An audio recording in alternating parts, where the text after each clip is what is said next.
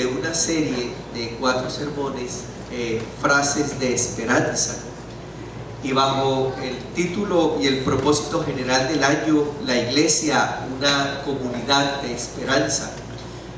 Recibí el consejo de los líderes cuando evaluando muchas de las cosas que evaluamos. Algunos de ellos me dijeron: pastor, en ocasiones los títulos de los sermones que usted coloca son muy enredados, no los entendemos, usted utiliza unas palabras muy grandes, así que ¿por qué no coloca títulos más sencillos? Y en ese ejercicio traté de colocar títulos con algunos refranes populares, algunos refranes que de alguna u otra manera todo el tiempo estamos utilizando y son refranes populares, y ver cómo de alguna u otra manera ese refrán a la luz de la palabra también habla a nuestro corazón. Por ejemplo, el primer domingo, hace 15 días, con un énfasis misionero, hablamos de haz el bien y no mires a quién. Creo que esa frase se nos queda a todos: haz el bien y no mires a quién. En aquel sermón nos hablaron que todos somos llamados a impartir vida incondicionalmente, porque no me avergüenzo del evangelio, porque es poder de Dios para salvación a todo aquel que cree, al judío primeramente, pero también ¿quién? Al griego. Y que aunque estemos nosotros aquí, podemos participar de ese lindo privilegio de poder llevar buenas noticias a tantas personas que todavía no conocemos, que no sabemos quiénes son, pero que de alguna u otra manera podemos participar de eso, de no avergonzarnos del poder del evangelio que transforma vidas. Haz bien y no mires a quién. Participa de los proyectos que Dios tiene para las misiones. El domingo pasado, mientras las damas estaban disfrutando de su retiro, hablamos bajo la frase popular: no hay árbol que el viento no haya sacudido. No hay árbol que el viento no haya sacudido. Y estuvimos hablando que hay realidades difíciles que tenemos que enfrentar en la vida. Y parece que la fragilidad humana y la tragedia, de alguna u otra manera, unos en una escala, otros en otra, de alguna u otra manera ha tocado nuestra propia realidad. La realidad humana es en ocasiones dolorosa y trágica. Solamente en el Señor es posible pasar esos momentos de dolor y de tragedia. Él nos da permiso para llorar, nos da permiso para sufrir aún ese momento de tragedia, pero nos invita a vivirlo con esperanza. Vimos entonces el ejemplo de Job, de cómo él vivió la crisis no olvidándose de Dios. Y aunque le reclamó a Dios y aunque no percibía por ninguna parte la presencia de Dios, siempre tuvo en su mente que había un ser superior. Esa conciencia de un ser superior le dio la fuerza para al final clamar: aunque tú me mates, mi Señor, yo sé que mi Redentor vive, bendito el Señor. Eso forjó su carácter, forjó su fe, y finalmente al final de la historia vimos que fue abundantemente bendecido porque le creyó al Señor y esperó en Él. No hay árbol que el viento no haya sacudido. Hoy estaremos hablando bajo la frase célebre, que es una frase muy rural, una frase muy de campo. Cuando Samuel fue el primero que llegó esta mañana aquí al templo, y yo le comenté: ¿tú ya viste el título del sermón? Me dijo: sí, eso me lo decían allá en el campo. El título es: más vale ternero vivo que buey muerto. Más vale ternero vivo que buey muerto. Díganle al que tiene al lado: más vale ternero vivo que buey muerto.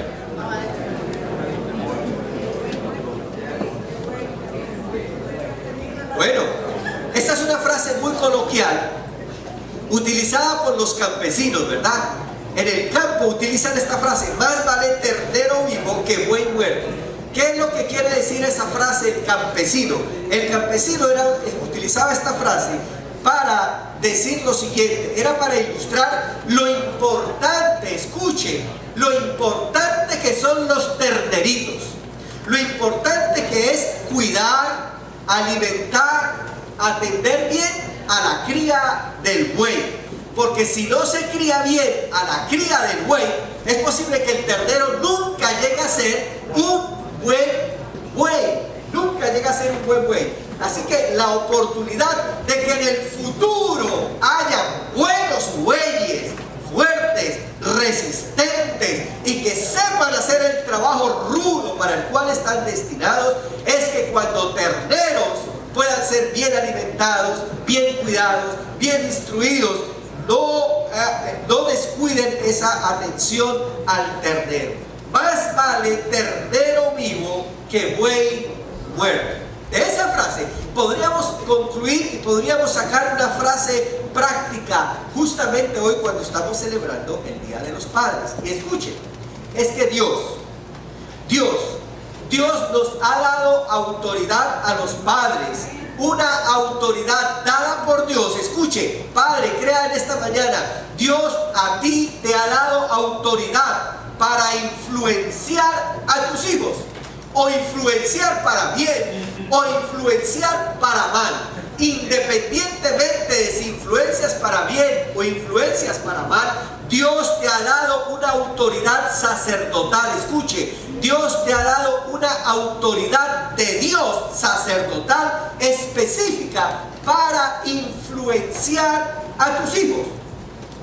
En esta mañana el sermón apunta justamente a que, hombres, por favor, no olvidemos de cumplir una función dada por Dios, una función sacerdotal, una función de nutrir, una función de capacitar, una función de entrenar, una función de adiestrar, una función de dotar con todas las herramientas posibles, físicas, emocionales, espirituales y aún bíblicas, teológicas, para que nuestros hijos enfrenten una realidad dura que tienen que bregar. No siempre nuestros hijos van a estar a nuestro lado. No siempre nuestros hijos, y ya muchos de nosotros han empezado a experimentar el síndrome del nido vacío. Isaías y Ana todavía tienen la posibilidad de tener a sus niñas en su casa, pero Mateo ha empezado a experimentar el síndrome. Mateo y Marta y muchos de algunos han empezado a experimentar el síndrome del nido vacío, donde aquellos que un día eran terneritos, aquellos que un día pudimos influenciar, hoy poco a poco empiezan a tomar sus propias decisiones y a tomar sus propios rumbos. Oh, qué linda oportunidad que nos ha dado Dios para influenciar a nuestros hijos. Y es que justamente eso, los hijos y particularmente los niños aprenden por imitación. Escuche esto, los niños y particularmente los niños, los hijos y particularmente los niños aprenden por imitación. Somos testigos de cómo Mariana se arrodilla aquí. Somos testigos de cómo muchos jovencitos aquí que eran niños hoy alaban y glorifican el nombre del Señor, porque desde niños aquí escucharon y nos vieron levantar las manos y nos vieron hacer las palmas y nos vieron alabar y glorificar el nombre de Dios, y muchos de ellos aprendieron textos. En estos días tuve la oportunidad de ir a visitar a Mariana, ella es una de mis niñas queridas, y Mariana empezó a recitar el Salmo 23, y aunque a media lengua decía Jehová es mi patrón y un enredo que decía, finalmente dijo el Salmo 23, pero también dijo Juan 3:16. ¿Qué dice Juan 3:16? De tal manera amó Dios al mundo. Y ella empezó, ahora yo me imagino que ella aprendió porque de alguna u otra manera ellos una y otra vez están leyendo, están estudiando, están cantando, están danzando, hacen una fiesta todos los días en su casa en honra y gloria al Señor. Los hijos aprenden por imitación. Ahora, si usted ve a su hijo hoy haciendo algo, mire un momento atrás, ¿qué fue lo que usted hizo? ¿Qué fue lo que usted dejó de hacer? Pero los que todavía tenemos la oportunidad de influenciar sobre nuestros hijos, mire, esta mañana les quiero presentar una historia preciosa a la luz de las Escrituras, de lo poderoso, de lo absolutamente poderoso que es influenciar positiva o negativamente en sus hijos. Escuche, por favor, preste atención a esta linda historia, y para eso le quiero pedir que por favor abra su Biblia en el primer libro de Samuel, particularmente capítulo 2, versículos 25 y 26. Primer libro de Samuel, capítulo 2, versículos 25 y 26. Y el texto dice en la Nueva Versión Internacional: si alguien peca contra otra persona, Dios le servirá de árbitro. Pero si peca contra el Señor, ¿quién podrá interceder por él? No obstante, y subrayo esta frase, no obstante, ellos no le hicieron caso a la advertencia de su padre, pues la voluntad del Señor era quitarles la vida. Por su parte, dice el verso 26 más adelante, por su parte, el niño Samuel seguía creciendo y ganándose el aprecio del Señor y de la gente.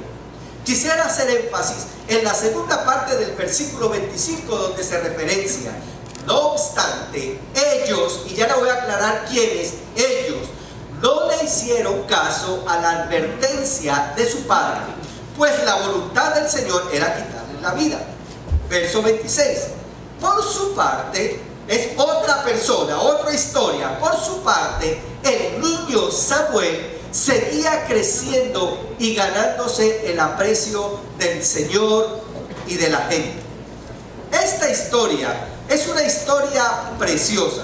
El origen de esta historia, para poder entender estos versículos del capítulo 2, versículos 25 y 26, hay que ir al comienzo de la historia. ¿De quién se trata la historia? La historia se trata de un jovencito llamado Samuel. De un jovencito llamado Samuel. Pero al paralelo a esta historia hay otra historia de otros dos jovencitos. El nombre de estos dos jovencitos se llamaba Ofni y Finés. Ofni y Finés. Y les voy a empezar a contar un poquitito de la historia. Pero miren, les voy a pedir el favor, no cierre su Biblia, abra su Biblia. Y para conocer un poquitico de la historia les quiero compartir lo siguiente. Mire, vaya al capítulo número 1 del libro de Samuel. Un poquitico antes, dice: hubo un varón de Ramataim de Sofim en el monte de Efraín, que se llamaba Elcana, hijo de Joroboam, hijo de Eliú, hijo de Tu, hijo de Suf, efrateo. Versículo 2. Y tenía dos mujeres. El nombre de una era Ana y el de la otra era Penina. Y tenía hijos, mas Ana no los tenía. Y todos los años aquel varón subía de su ciudad para adorar y ofrecer sacrificios a Jehová de los ejércitos en Silo, donde estaban dos hijos de Elí, Ofni y Finés, sacerdotes de Jehová. Muy bien, les voy a empezar a contar la historia. La historia habla de un jovencito que hasta el momento no aparece todavía en estos versículos, que se llama Samuel. Samuel es el resultado de una oración sacerdotal. Escucha, hace un momento hablamos de padres que cumplen función sacerdotal, pero también de madres que cumplen de alguna u otra manera esa función maternal de ser sacerdotes. Resulta que había un hombre que se llamaba Elcana. Y Elcana tenía dos mujeres. No me pregunten por qué en esa época sí podían tener dos mujeres, no de manera de coger por ahí. Tenía dos mujeres. Algunos dicen: ay, la Biblia dice, pastor. Bueno, después le explico por qué, pero tenía dos mujeres. Una se llamaba Penina y la otra se llamaba ¿cómo? Ana. Y el texto que acabamos de leer dice que Penina podía tener ¿qué? Muchos hijos. Pero Ana era estéril. No dice la Biblia cuántos hijos había tenido Penina, pero lo que sí dice es que Ana no podía tener hijos. Mire, escuche, no tener hijos en esa realidad de la antigüedad era terrible, era profundamente doloroso. Y dice la Escritura que todos los años, Elcana, que era el esposo de Penina y de Ana, todos los años subía al templo templo a adorar a Dios, lo que hace pensar que era un hombre dedicado, un hombre que cuidaba su casa, pero que cuidaba mantener muy bien una relación estrecha con Dios y que guiaba a su casa a mantener esa relación con Dios. En esas circunstancias, cada vez que él subía al templo, Penina, que tenía hijos, se ufanaba de tener hijos y humillaba a la otra pobre que se llamaba Ana. La irritaba, dice el versículo 6 y 7. Lean conmigo versículos 6 y 7. Y su rival la irritaba, enojándola y entristeciéndola porque no le había concedido tener hijos. Dice el versículo 6 y el versículo 7. Así hacía cada año cuando subía a la casa de Jehová. La irritaba así, por lo cual Ana lloraba y no comía. Muy bien, Penina irritaba, molestaba, menospreciaba a la pobre Ana. La pobre Ana, dice el texto bíblico, que sufría, lloraba amargamente, estaba completamente frustrada. Dice el versículo 10 del mismo capítulo 1, dice: ella con amargura de alma oró a Jehová y lloró abundantemente. Escuche, y en medio de la frustración, en medio de la amargura de esta pobre mujer llamada Ana, hace una oración a Dios, que me parece una oración poderosa para los hijos. Hijos que todavía no tienen hijos, agárrense de esta oración. Empiecen a cumplir función sacerdotal de padres aún sin tener hijos, como fue esta mujer. Y hacen una oración con unos elementos poderosos. Versículo número 11 del capítulo 1 dice: e hizo voto diciendo: Jehová de los ejércitos, si te dignares mirar la aflicción de tu sierva y te acordares de mí y no te olvidares de tu sierva, sino que dieres a tu sierva un hijo varón. Y aquí está esa función sacerdotal: yo lo dedicaré a Jehová. ¿Cuántos damos gloria a Dios? Escuche, padres, eso es la primera cosa de un padre que hace: fijar destino. Escuche a los hijos, hay que fijarles el destino. El destino no se fija al azar. El destino lo fijan los padres porque autoridad de Dios les ha dado para fijar el destino de sus hijos. Y aquí encontramos a esta mujer que antes de nacer su hijo ya estaba dedicando el destino de ese hijo. Ya estaba determinando para qué ella quería tener ese hijo. Y continúa diciendo el versículo 11: si dieres a tu sierva un hijo varón, yo lo dedicaré a Jehová todos los días de su vida.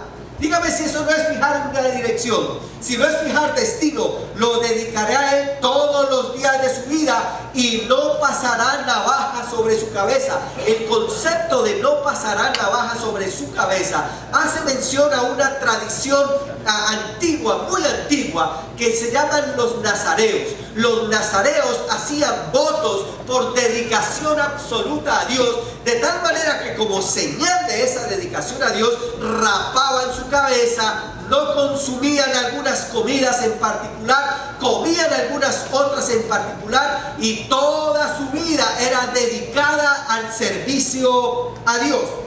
Esta mujer, de manera particular, escuche, ejerció su función sacerdotal de padre, dando una destinación a su hijo, dando un propósito a la vida de su hijo. Señor, si tú me dieras un hijo, yo te lo dedico a ti, Señor. Me hace acordar mi propia historia.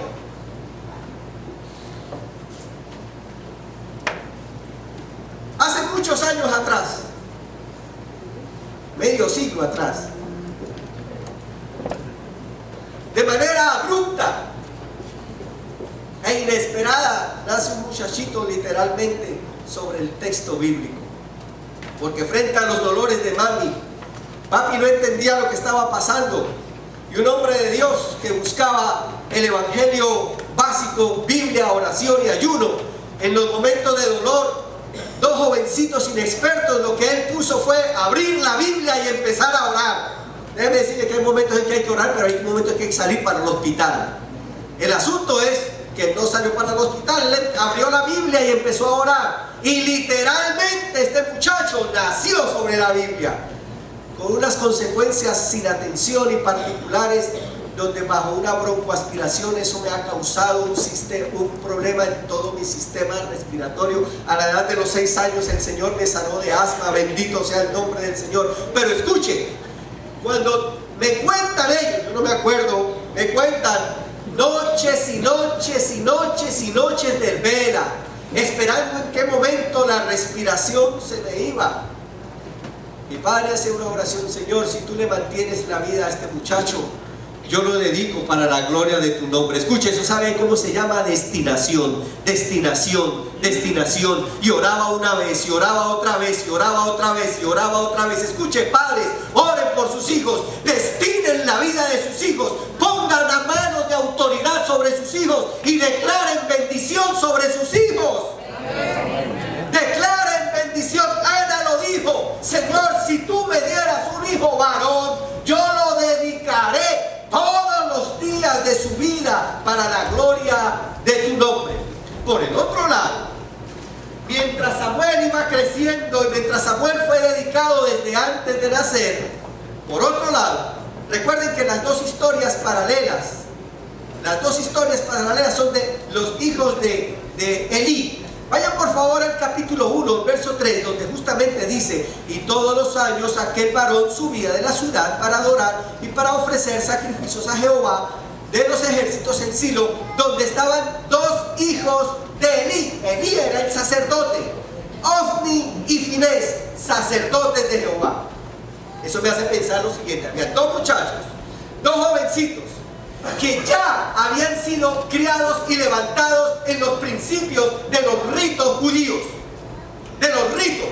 Ellos sabían y tenían libre acceso a los sacrificios, tenían libre acceso a todas las cosas sagradas, eran conocedores de los ritos, eran conocedores de todos los sacrificios a Dios. Sin embargo, escuche, aunque ya habían sido conocedores de las cosas de Dios y de las cosas sagradas, dice el texto bíblico que eran impíos. Por favor, vaya al capítulo 2, versículo 12. Al capítulo 2, versículo 12.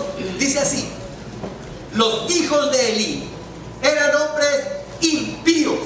Y yo quiero aquí hacer una aclaración. ¿Saben qué? La palabra impío no quiere decir del que no conoce. Escuche, la palabra impío quiere decir el que conoce y se aparta. El que conoce pero ignora la verdad, ese es un impío. El que conoce pero se aparta. Y el texto hace aplicación de esta palabra particular aquí a los hijos de Elí, a Ofni y Finés, muchachos que habían sido criados en el templo, que habían sido educados, que conocían todos los ritos. Pero dice el texto bíblico: los hijos de Elí eran hombres impíos y no tenían conocimiento de Jehová, queriendo decir, no habían querido tener en cuenta a Dios, no habían querido tener en cuenta el conocimiento de Jehová. Eran hombres tan y tan malos que la narración bíblica sigue diciendo en el capítulo 2, versículos 12, 23 y 24. Capítulo 2 dice, el versículo 12 dice que eran impíos. Lea por favor el versículo 22. Pero Elí era muy viejo y oía de todo lo que sus hijos hacían con todo Israel, y cómo dormían con las mujeres que velaban a la puerta del tabernáculo de reunión. Versículo 23 le sigue diciendo: y les dijo, ¿por qué hacéis cosas semejantes? Porque yo os digo, yo oigo de todo este pueblo vuestros malos procederes. No, hijos míos, dice el versículo 24, porque no es buena la fama la que yo oigo, pues hacéis pecar al pueblo de Jehová. Este hombre, el pobre viejo, llegó un momento en que perdió el control de sus hijos. Escuche, padres, si no influenciamos intencionalmente en nuestros hijos cuando podemos hacerlo,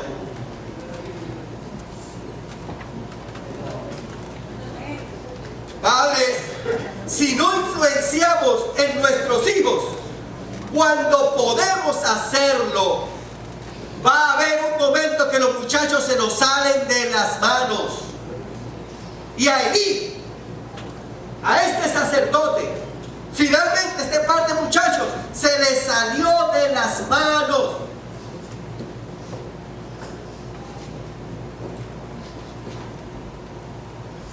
Muchachos que aunque habían sido criados y conocían todos los ritos, finalmente no agradaban a Dios.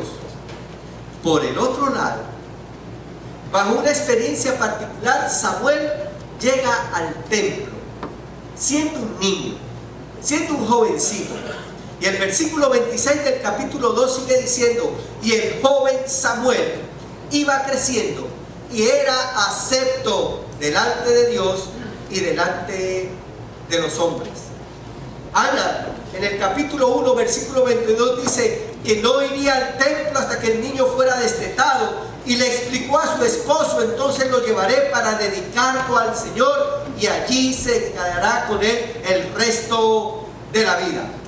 Al final de la historia, y para terminar la historia de la capacidad de influencia, es terrible como terminan estas dos historias paralelas. Por un lado, encontramos a dos jovencitos que, aunque recibieron instrucción, escuchen, que aunque recibieron instrucción, me hace pensar que Elí, aunque aparentemente era un buen padre, fue un padre pusilánime. Esa palabra puede parecer muy grande, pero ¿sabe qué es pusilánime? Permisivo, no teniendo claro los principios ni la función sacerdotal de padre. Y de alguna u otra manera, aunque los reprendió, finalmente dejó que ese par de muchachos hicieran lo que les diera la gana. Pero por el otro lado, tenemos la historia de Samuel, de un jovencito que fue levantado en el templo, pero que además de que fue orientado por el sacerdote Elí, me imagino que su madre, todo el tiempo cumpliendo esa función sacerdotal, y me imagino que Elcana, el padre, también cumpliendo esa función sacerdotal, todo el tiempo estaban con Samuel ahí, todo el tiempo mostrándole el camino del Señor. Al final de la historia terminan dos historias de manera completamente diferentes. Me aterra esto por lo siguiente, porque hoy todavía encontramos a padres pusilánimes, que dejamos que el sistema, que dejamos que el pensamiento de un mundo que todos los días cambia, arrastre la mente y el corazón de nuestros hijos, que no tomamos en serio el trabajo de influencia sacerdotal, y que dejamos que nuestros hijos desde muy temprana edad nos cojan el control, y desde muy temprana edad ellos empiezan a tomar decisiones que no les compete tomar decisiones, y si las toman es porque de pronto como padres no estamos ejerciendo la función sacerdotal de influencia. Terrible como terminan las dos historias. Si usted quiere ver cómo termina la historia de Ofni y de Finés, lea el capítulo 4, yo se lo voy a contar ahora. Y si quiere ver cómo termina la historia de Samuel, lea el capítulo 7 de Samuel, y yo se lo voy a contar ahora. Pero rapidito le voy a contar el capítulo 4. Sucedió algo, imagínense.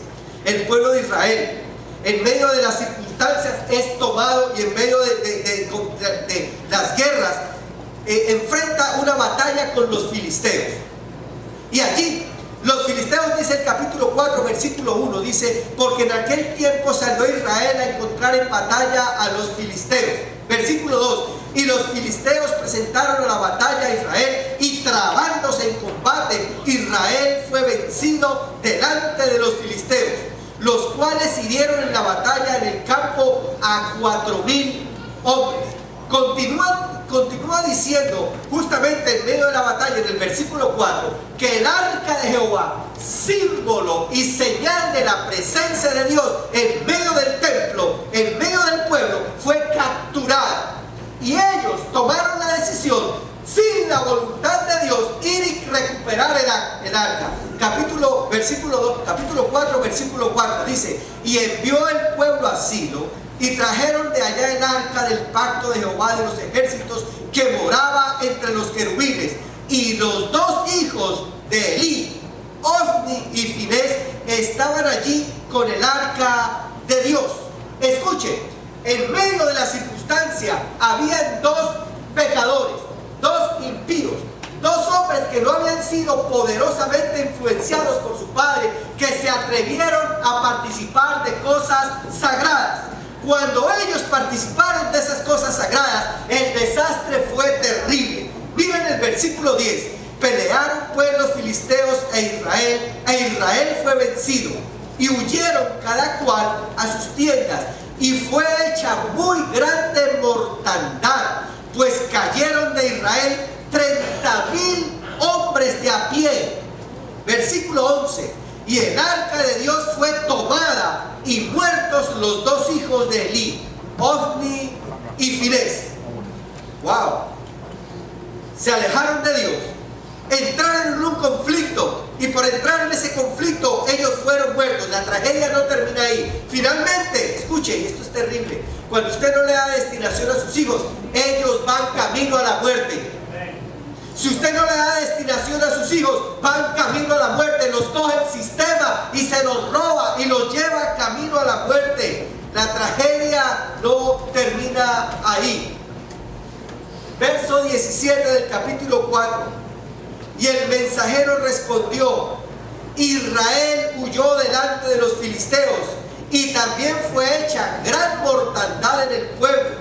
Y también tus dos hijos le vinieron a dar reporte a Elí: tus dos hijos, Ofni y Finés, fueron muertos, y el arca de Dios ha sido tomada.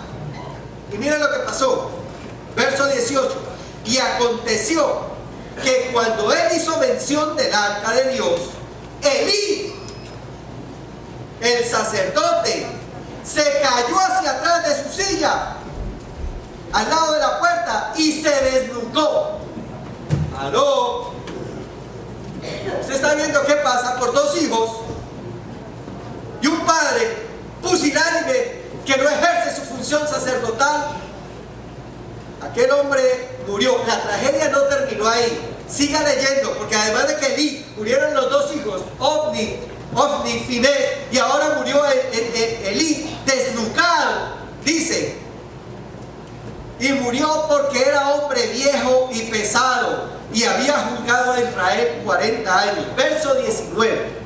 Y su nuera, la mujer de Finés, que estaba encinta, cercana del alumbramiento, oyendo del rumor del arca de Dios que había sido tomada, y muertos su suegro, es decir, Elí, y su marido Finés, se inclinó a dar a luz, porque le sobrevinieron sus dolores de repente, al tiempo que moría. Oiga, usted mira esta tragedia. Se murió la mujer de Finés dando a luz. Murió Elí, murió Finés, murió Ofni, murió esta mujer que no dice el nombre. Y le decían las que estaban junto a ella: no tengas temor, porque has dado a luz un hijo. Mas ella no respondió ni se dio por entendida. Se murió pariendo. Y llamó al niño Icabod, diciendo: traspasada, violentada es la gloria de Israel por haber sido tomada el arca de Dios, y por la muerte de su suegro y de su marido. Dijo pues: traspasada, violentada es la gloria de Israel, porque ha sido tomada el arca de Dios. Usted ve como en una familia de un padre que no cumple su función sacerdotal, puede generar tragedia para el presente, tragedia para el futuro. ¿Aló? Menos mal que la historia bíblica no termina ahí, porque por el otro lado, si bien es cierto la historia para Ofni, Finés, Elí y toda su familia por un hombre que no ocupa su función sacerdotal, terminan de manera trágica. Por el otro lado, vaya al capítulo 7. Y en el capítulo 7 encontrará usted el final de la historia de Samuel. Antes de eso, justamente recordemos en nuestra retina que Samuel crecía y el joven Samuel iba creciendo y era acepto delante de Dios y delante de los hombres. Aquel hombre, aquel niño que había sido influenciado por su madre, que había sido influenciado por su familia y por los principios de la palabra, ahora se convierte en juez de Israel. Y dice: habló Samuel a toda la casa de Israel, capítulo 7. Habló Samuel a toda la casa de Israel diciendo: si de todo vuestro corazón os volvéis a Jehová, quiten los dioses ajenos y Astarot de entre vosotros, y preparen vuestro corazón a Jehová, y solo a él sirvan, y los librará de las manos de los filisteos. Bendito el Señor. Y este hombre dice, versículo número 4: entonces los hijos de Israel, escuche algo interesante, cuando usted le da destinación a su hijo, él no va a ser un cualquiera, va a ser un líder que va a poder destinar a otros y va a ser de bendición para otros. Padres, bendito el Señor, yo hago un llamado: no dejen a sus hijos al azar, den destinación a su hijo, porque su hijo podrá ser canal de maldición o su hijo podrá ser canal de bendición. Y aquí vemos entonces a este muchacho ahora siendo canal de bendición. Versículo número 4: entonces los hijos de Israel quitaron a los Baales y a Astarot y sirvieron solo a Jehová. Bendito el Señor. Y Samuel dijo: reúnan a Israel y a todo el pueblo en Mizpa, y yo oraré por vosotros. Bendito el Señor. Y dice el versículo 6: y reunieron en Mizpa y sacaron agua y derramaron delante de Jehová y ayunaron aquel día, y dijeron allí: contra Jehová hemos pecado. Y juzgó Samuel a los hijos de Israel. Pero mire, después de todo ese proceso, el versículo 9 muestra que Samuel orienta al pueblo a ofrecer, a restaurar todo el sacrificio que los otros habían dañado. Versículo 9 dice que: y Samuel tomó un cordero de leche y lo sacrificó entero en holocausto a Jehová. Y clamó Samuel a Jehová por Israel, y Jehová lo oyó. ¿Cuántos damos gloria a Dios? Bueno, entonces, cuando Jehová lo oyó, dice que los filisteos vinieron contra ellos, pero hubo un gran estruendo y el Señor los liberó. Pero quiero ir rápidamente al capítulo 7, versículo 14. Dice: y fueron restituidas, mire, fueron restituidas a los hijos de Israel las ciudades de los filisteos que habían tomado a los israelitas, desde Ecrón hasta Gad. E Israel libró su territorio de mano de los filisteos, y hubo paz entre Israel y el amorreo. Y juzgó Samuel a Israel todo el tiempo que vivió. Mire, para lo que había sido destinado se cumplió. ¿Cuánto le damos gloria a Dios? Para lo que había sido destinado se cumplió. Y juzgó Samuel a Israel todo el tiempo que vivió. Versículo 17: después volvía a Rama, porque allí estaba su casa, y allí juzgaba a Israel, y allí edificó un altar a Jehová. Escuche, por lectura bíblica, ustedes notan que yo lo que he hecho es leer y mostrar el texto bíblico, que hay oportunidad de influenciar a nuestros hijos, o para que nuestros hijos sean de bendición, o para que nuestros hijos mueran y sean causa de muerte. Dios nos ha dado la autoridad como padres para influenciar a nuestros hijos. Dios nos ha dado la oportunidad a nuestros padres para influenciar a nuestros hijos. Por favor, cumpla esa función sacerdotal. Esa función sacerdotal la quiero compartir en 4 cosas. Mire, llévese esto. Número 1, destine a sus hijos. Destínenlos. El entre sus cuartos. Por muy grande que sea, coloque manos sobre ellos, porque Dios a usted le ha dado autoridad. Por muy grandulón que sea, póngale manos sobre ellos. Tome la autoridad del cielo y destine a sus hijos para la gloria de Dios. Declare bendición sobre sus hijos. Destínelo. Pero número 2, modele. Sea ejemplo. Sea ejemplo. Y como leían en el poema, sea usted aquel motivo de inspiración para sus hijos. Número 1, destine. Número 2, modele. Número 3, corrija. Que si el destino y lo que Dios ha puesto en propósito en su mente para sus hijos no es lo que usted está viendo, corrija. No deje que el sistema se lo lleve. Corrija en el nombre del Señor. Dios le ha dado autoridad para que destine, para que modele y para que corrija.